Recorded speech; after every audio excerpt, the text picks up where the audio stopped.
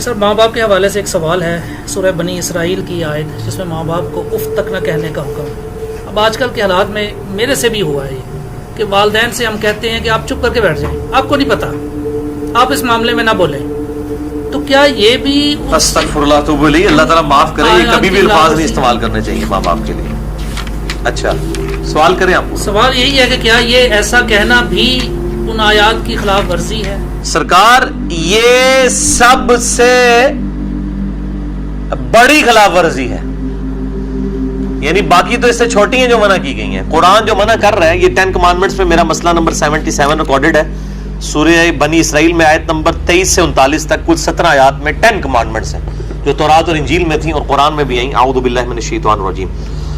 وَقَضَىٰ رَبُّكَ أَلَّا تَعْبُدُوا إِلَّا إِيَّهُ، اور تمہارے رب نے یہ بات طے کر دی تھی کہ مت پوجنا کسی کو سوائے اس کے. پہلی کمانڈ تھی توحید، دوسری وَبِالْوَالِدَيْنِ إِحْسَانًا، اور ماں باپ کے ساتھ احسان کرنا. قرآن حکیم میں کم از کم 4 مقامات پہ توحید کے فوراً بعد اللہ تعالیٰ نے ماں باپ کا ذکر کیا، اور اس کا ذروہ سنام ایپیکس یہ ہے سورہ بنی اسرائیل. اس سے زیادہ کہیں نہیں ڈیٹیل آئی ہے اور نہ سینسٹیویٹی کا لیول. اما یبلغن عندک الکبر، اگر وہ پہنچ جائیں تمہاری موجودگی میں بڑھاپے کی حالت کو، احدہما او کلاہما، چاہے دونوں میں سے ایک چاہے دونوں. وہ صحیح مسلم میں حدیث ہے، آپ صلی اللہ علیہ وآلہ وسلم نے فرمایا کہ برباد ہو جائے وہ شخص جس کو ماں باپ دونوں یا دونوں میں سے کوئی ایک بڑھاپے کی حالت میں ملے اور ان کی خدمت کر کے جنت نہ کما سکے. یہ صحیح مسلم میں، مسلم میں تو اتنی ہی ہے، لیکن ترمذی کے اندر اور مستدرک للحاکم میں وہ بڑی ڈیٹیل حدیث ہے کہ آپ صلی اللہ علیہ وآلہ وسلم 3 سیڑھیاں چڑھے، پہلی سیڑھی پہ فرمایا آمین، پھر دوسری پہ آمین، پھر تیسری پہ آمین. پوچھا گیا تو آپ فرمایا کہ جبرائیل علیہ السلام آئے تھے، انہوں نے کہا کہ آپ اللہ کے رسول صلی اللہ علیہ وآلہ وسلم میری دعا پہ آمین کہیں کہ برباد ہو جائے وہ شخص جس کے سامنے آپ کا ذکر ہو اور وہ آپ پر درود شریف نہ پڑھے، اللہم صلی علی محمد وعلی آل محمد. تو میں نے کہا آمین. پھر انہوں نے کہا کہ برباد ہو جائے وہ شخص کہ جس کو ماں باپ یا دونوں یا دونوں میں سے ایک کو بڑھاپے کی حالت ملے، ان کی خدمت کر کے وہ جنت نہ کما سکے. میں نے کہا آمین. اور تیسرا برباد ہو جائے وہ شخص جس کو رمضان کا مہینہ ملے اور وہ اپنی مغفرت نہ کروا سکے. آپ نے فرمایا آمین. مختلف طریق میں یہ ترتیب ڈیفرنٹ ہے. بہرحال یہ تینوں باتیں، اور مسلم شریف میں اتنے الفاظ ہیں، وہ صحیح مسلم میں کہ برباد ہو جائے وہ شخص جس کو ماں باپ دونوں یا دونوں میں سے ایک بڑھاپے میں ملے اور وہ ان کی خدمت کر کے بخشش نہ کر سکے. یہ تو ایک ہے، یہ سائملٹینیس کنٹراسٹ. دوسری طرف یہ ہے کہ اگر وہ پہنچ ہی جائیں تمہارے سامنے دونوں یا دونوں میں سے ایک بڑھاپے کی حالت میں، فلا تقل لہما اف، ان کو اف تک بھی مت کہنا. اف کی ٹرانسلیشن پنجابی میں ہو سکتی ہے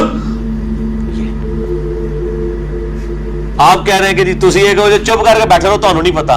یہ تے اللہ دے بندے ہو، یہ تے گال ہے. اللہ دے نزدیک تو اتنی بڑی یہ چیز ہے. اللہ تو کہہ رہے ہیں کجربی سے یہ بھی نہیں کہنا ہو، یعنی وہ بات کر رہے ہو اور آپ ان کو صرف اتنا رسپانس کرتے ہیں، بس ایویں لگا ہوئے نا. یہ بھی نہیں، جملہ بھی نہیں بولتے، آپ کہتے ہیں ہاں تک لے. یہ اس کو منع کیا گیا ہے، وہ تو بہت بڑی بات ہے. ان کو اف تک بھی مت کہنا. ولا تنہرہما، اور ان کو مت جھڑکنا. وَقُلْ لَهُمَا قَوْلًا كَرِيمًا، اور بات بڑی نرمی سے ان کے ساتھ کرنا. وَاخْفِضْ لَهُمَا جَنَاحَ الذُّلِّ مِنَ الرَّحْمَةِ، اور اپنے عاجزی کے ساتھ کندھے جھکا کے رکھنا ان کے سامنے. یعنی آپ غیر اللہ کے سامنے جھک نہیں سکتے اتنا کہ آپ کے ہاتھ گھٹنوں تک لگ جائیں. ماں باپ کے سامنے بھی آپ اتنا جھکیں کہ ہاتھ گھٹنوں تک نہ لگے، یعنی حالت رکوع نہ بنے. اس سے پہلے یعنی آپ نے ایسے ان کے سامنے رہنا، جی ابا جی، جی امی جی، اس طرح اپنے عاجزی کے ساتھ کندھے جھکا کے رکھنا. وَقُلْ رَبِّ ارْحَمْهُمَا كَمَا رَبَّيَانِي صَغِيرًا، اور ان کے لیے دعا کرنا ہے رب ان دونوں پر رحم فرما جس طرح بچپن میں انہوں نے مجھے رحم کر کے پالا تھا. اور یہ وجہ بھی بتا دی کہ بچپن میں چونکہ انہوں نے پالا ہوا ہے، سب سے لاچار انسان کا بچہ ہے. بلی کے بچے کو آپ اس ٹیبل پہ رکھ دیں نیچے نہیں گرے گا، اور انسان کا آپ سال کا بچہ بھی رکھ دینا، وہ اگر کروٹ لیتا ہے وہ گر پڑے گا. اس کو نہیں عقل کہ میں نے نیچے گرنا ہے یا نہیں گرنا. اتنا لاچار ہے انسان. اسی لیے انسان کے ماں باپ کو اتنا حق دیا گیا، چاہے وہ مشرک ہی کیوں نہ ہو. دنیاوی معاملے میں ان کے ساتھ معروف طریقے سے چلنا ہے. یہ حضرت لقمان کی جو نصیحت ہے، میرا بھی وہ لیکچر بھی ریکارڈ ہوا ہے، مسئلہ 176 میں نے بتایا. ربکم اعلم بما فی نفوسکم، یہ آپ کی بات کا جواب آ رہا ہے. تمہارا رب خوب جانتا ہے جو تمہارے جی میں ہے. ان تکونوا صالحین، اگر تم نیکوکار ہو، اچھے ہو، یعنی تمہاری عادت نہیں ہے بدتمیزی کرنے کی، کبھی کبھار کوئی تھوڑا سا سکپ آف لینگویج یا سلپ آف ٹنگ ہو جاتی ہے، فَإِنَّهُ كَانَ لِلْأَوَّابِينَ غَفُورًا، تو پھر بے شک اللہ تعالیٰ توبہ کرنے والوں کی توبہ کو قبول کرتا ہے. یعنی عادی مجرم نہ ہو. ان تکونوا صالحین، اگر تم عادی مجرم نہیں ہو، عام حالت میں تمہارا بڑا اچھا ایٹیچیوڈ ہے، کبھی کوئی اسٹیٹ آف مائنڈ ایسی تھی کہ کوئی بات غلط نکل گئی، فوراً توبہ کرو. توبہ اللہ سے بھی کرنی ہے، ان سے بھی معافی مانگنی ہے، اللہ تعالیٰ معاف کر دے گا. لیکن یہ معاملہ بہت سینسٹیو ہے نا جی. اب دیکھیں کہ ہم دنیاوی معاملات میں بھی، یعنی سوئی گیس کی وجہ سے آپ کو پتا ہے کتنے لوگ ہیں جن کے ساتھ ایشو بنتے ہیں. ہم کتنے وہمیوں کی طرح رات کو چیک کرتے ہیں، یار کوئی کہیں پہ پائلٹ کھلا نہ رہ جائے، یا ہیٹر جلتا ہوا نہ چھوڑ دیں پیچھے سے، وہ اگر لوڈ شیڈنگ ہوئی اور پھر گیس آئی تو آپ پتہ ہے کتنے لوگ ہر سال مرتے ہیں. تو کتنی احتیاط کی جاتی ہے. چھوٹے بچوں کے سامنے ماچس لائٹر نہیں رکھا جاتا، تو احتیاط کرتے ہیں. تو آپ دیکھیں اس طرح کے اگر آپ احتیاط ماں باپ کے بارے میں کر رہے ہیں تو شاید سالوں میں کبھی ایک دفعہ ہو، لیکن ہر ہفتے ہی جھڑپ ہو جاتی ہے، یا جب معاملہ ہوتا ہے تب جھڑپ ہو جاتی ہے، تو اس کا مطلب ہے ان تکونوا صالحین نہیں ہے آپ، لہذا آپ کی توبہ بھی کوئی قبول نہیں ہے. توبہ بھی نہیں ہے جب تک کہ ماں باپ صحیح طریقے سے معاف نہ کریں اور اپنی روش صحیح نہ کر لی جائے.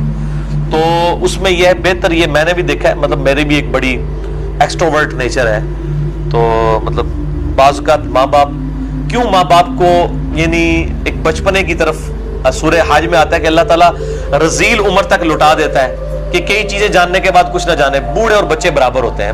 میری بھی یعنی الحمدللہ دادی ماں کی عمر 90 سال ہو چکی ہے. میں یعنی آج سے 10 سال پہلے دیکھتا ہوں اور اب ان میں کافی فرق آیا. یعنی بالکل بچوں والی عادتیں، چھوٹی چھوٹی بات کو مائنڈ کرنا. تو میں اپنے ماں باپ کو بھی سمجھاتا رہتا ہوں، وہ ابھی بھی ان کے ساتھ اسی طرح مقابلہ کر رہے ہوتے ہیں ادب کے دائرے کے اندر. تو میں کہتا ہوں ان کے ساتھ مقابلہ بنتا ہی نہیں ہے. جیسے چھوٹا بچہ تو آپ کو 5 دفعہ پوچھے گا کہ بابا یہ کیا ہے، تو آپ بتائیں گے پیار سے، پھر اس کی بھی آگے سے وہ کیڑے نکالے گا. تو اب وہ کئی بار بھول جاتی ہیں، مجھ سے بار بار پوچھ رہی ہوتی ہیں، تو میرے سامنے یہ آیات ہوتی ہے نا، تو میں وہ 10 دفعہ ایک بات اگر مجھ سے پوچھتی ہے نا تو میں 10 بار جواب دیتا ہوں. میں یہ نہیں کہتا میں تو کل بھی دسیا سی، کیونکہ ظاہر ہے کہ اس عمر میں پہنچ کے رذیل عمر میں یہی کچھ ہو جاتا ہے. تو انسان کو یعنی بالکل پازیٹیو رہنا چاہیے، ڈرتے رہنا چاہیے، کیونکہ توحید کے بعد قرآن حکیم میں کم از کم 4 جگہ اللہ تعالیٰ نے ماں باپ کے حق کا ذکر کیا، اور جنت اور دوزخ ڈیپینڈنٹ ہو گئی ہے. ٹھیک ہے جی، اس حوالے سے تو بہت احتیاط کرنی چاہیے. سر اب اگر ایسا ہو چکا ہو اور والدین سے معافی بھی نہ مانگ سکے انسان، اور والدین زندہ ہے؟ نہیں سر، مظاہرہ ہے معافی اسی صورت میں نہیں مانگ سکتا نا اس وقت، اس سٹیج پہ. نہیں، بعض لوگ اس لیے بھی مانگ سکتے کہ وہ ماں باپ کو چھوڑ کے دوسرے ملک چلے گئے ہوتے ہیں. ہاں یہ بھی ممکن ہے. تو وہ کلیریفیکیشن ضروری ہے. دیکھیں ماں باپ سے اگر ایسا ہو گیا تو فوراً سے پہلے ماں باپ کے لیے دعائیں مغفرت کرے اور ان کی طرف سے صدقہ اور خیرات کرے.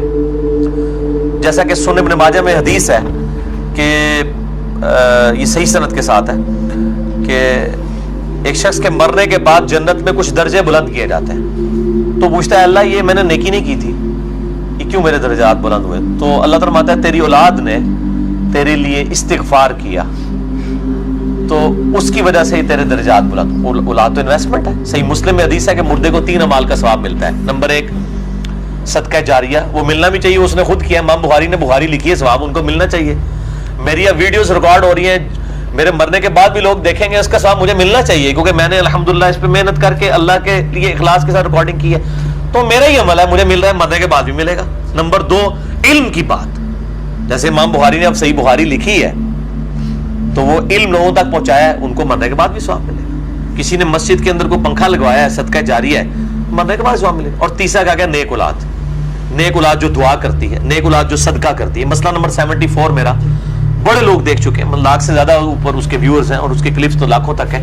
اس میں نے بتایا ہے کون کون سے موڈ ہیں میت تک نفع پہنچانے کے. صدقہ و خیرات ماں باپ کی طرف سے کریں تو انشاءاللہ قیامت الدین اللہ تعالیٰ آپ کے ماں باپ کو آپ سے راضی کر دے گا. جب ان کو مرنے کے بعد آپ کی دعاؤں سے نفع ملے گا تو بڑے خوش ہوں گے کہ ہمارے بچوں نے ہمیں مرنے کے بعد یاد رکھا. اور آپ کی دعاؤں کی برکت سے اگر وہ مشکل میں ہے مرنے کے بعد خدا نہ خواستہ اور وہ آسانی میں آ جاتے ہیں، اور اگر وہ آسانی میں ہے تو اس سے زیادہ آسانی میں چلے جاتے ہیں، تو وہ خود بخود آٹومیٹکلی خوش ہوں گے کہ میرے پتر نے میرے واسطے کیتا ہے، تو اللہ تعالیٰ ان کو راضی کر دے گا. اور ایک دوسری حدیث جو ابو داؤد میں ہے کہ ماں باپ اگر مر جائیں تو ماں باپ کے قریبی رشتہ داروں کے ساتھ اس نے سلوک کرو، ماں مر گئی ہے خالہ کے ساتھ اس نے سلوک کرو, باپ مر گیا تو چچا اور تایا کے ساتھ اس نے سلوک کرو, ایکویلنٹ وہ بھی چیز ان کے لیے آرام کا باعث ہے. اور دعا کریں, یہ جو دعا میں نے پڑھی ہے رب ارحمہما, اے رب ان دونوں پر رحم فرما, کما ربیانی صغیرا, اے اللہ جب میں بچپن میں چھوٹا بچہ تھا جس طرح انہوں نے مجھ پر رحم کیا تو بھی ان پر رحم فرما. یہ آپ تشہد میں دعا لازم کریں, ہم تو مانگتے ہیں چاہے ماں باپ زندہ ہیں یا مر چکے ہیں, دونوں صورتوں میں ماں باپ کے لیے دعا کرنی ہے. ہم لوگ سمجھتے ہیں بندہ مر گیا ادھر دعا کرنی ہے, اور بھائی زندہ ہے جڑا یا مر گیا, دونوں صورتوں میں دعا تو کرنی. دعا کی ضرورت تو زندوں کو زیادہ ہے, اس لیے کہ مرنے والے تو چلے مر گیا, زندے بندہ جو ہے وہ اس کے پاس تو چانس ہے کہ وہ اللہ کی طرف لوٹ آئے اور وہ گمراہی کا راستہ چھوڑ کے اچھائی کا راستہ, اور اگر اچھائی کے راستے پہ تو استقامت اختیار کریں تو دعا کرنی چاہیے. اور یہ دعا ضرور کرنی چاہیے, اللہم اہدنا الصراط المستقیم صراط الذین انعمت علیہم غیر المغضوب علیہم ولا الضالین, آمین.